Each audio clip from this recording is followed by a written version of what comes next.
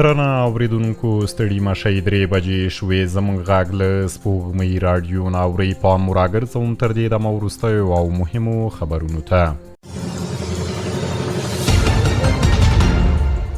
د ملګرو ملتونو د بشري مرستو د همغږۍ دفتر اوچا ویلي د روان کال له پیل څخه د اګست تر میاشتې پورې په افغانستان کې شاوخوا 92,000 کسان د طبیعي پیښو له امله اغېزمن شوي او 90 کسان مړه شوي دي. د اوچا په تازه راپور کې راغلي چې د افغانستان په 202 ولسوالیو کې 310 کسان ټپیان شوي، له 100,000 ډیر کورونه زیانمن شوي او له 2,000 ډیر کورونه په بشپړه توګه ویجاړ شوي دي. اوچا ویلي سږ کال د طبیعي پیښو له امله تر ټولو ډیر زیان د افغانستان ختیځو ولایتونو ته اوښتی دی.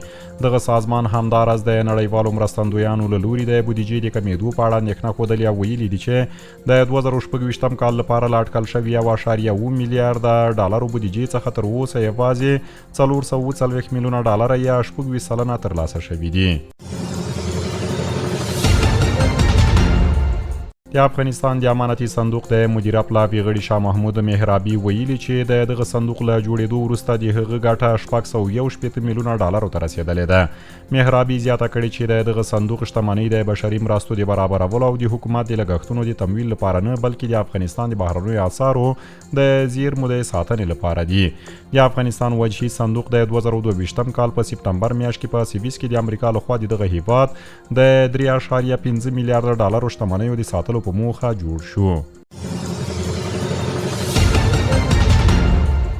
قطر ویلي دغه هیواد ایراني پیلوټان نه دي نیولي بلکې د یو ایراني پیلوټ جسد یې وروسته له هغه موندلی چې دغه هیواد له هوایي حریم څخه سرغړونه شوې وه. د قطر د بهرنیو چارو وزارت ویان ویلي ایراني پیلوټان د روان کال په پیل کې د قطر هوایي حریم ته داخل شوي وو، خو د قطري چارواکو له لوري د اړیکو نیولو هڅو ته ځواب نه و ورکړی. د قطر د بهرنیو چارو وزارت ویان زیاته کړې دوحې له تهران څخه غوښتي چې د دغې پیښې اړوند د عملیاتو جزئیات وڅېړي، خو ایران تر اوسه دې غوښتنې ته ځواب نه دی ورکړی. دا څرګندونې په داسې حال کې کیږي چې په منځني ختیځ کې سیمه ییز تاوتریخوالی او د هوایي حریم د امنیت په اړه اندېښنې لا هم دوام لري. او رویټرز خبري اژانس راپور ورکړی چې د هنګري په ختیځ کې پر یوه لویه لاره د پولنډي نمبر پلیټ لرونکي بس د چپه کېدو له امله 12 کسان مړه او 10 تنه نور ټپیان شوي دي. د هنګري پولیسو ویلي پیښه نن سهار دغه هیواد په ختیځ کې د لویې لارې په اوږدو کې شوې ده.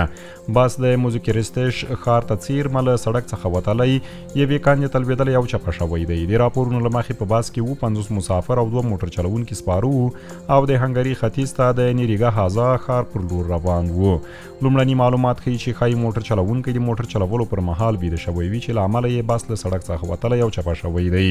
پولیسو د بس موټر چلوونکی نیولی دی. اوریدونکو خبرونه مو تر همدې ځایه ولملتیا مو مننه.